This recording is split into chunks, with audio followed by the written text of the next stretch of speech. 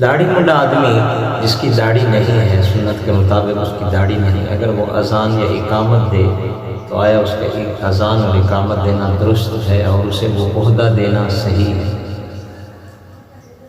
یاد رکھیں گے جو داڑھی منڈا آدمی ہے وہ فاسق ہے، ظاہراً فسق کرنے والا ہے۔ ایسے آدمی کو اقامت کا عہدہ دینا، اذان کا عہدہ دینا یہ صحیح ہے۔ نور الازام میں اس کی وضاحت لکھی ہے، انہوں نے مکروہ تحریمی کہا ہے کہ اگر کوئی سنت کے مطابق داڑھی والا آدمی موجود ہے، اس کی موجودگی میں وہ آدمی اقامت نہیں کہہ سکتا۔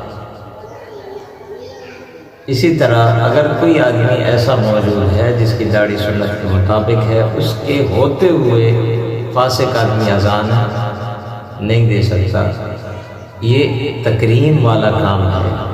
جب تک آپ اس سے نفرت نہیں کرو گے تو وہ اپنے اس فعل سے باز نہیں آئے گا۔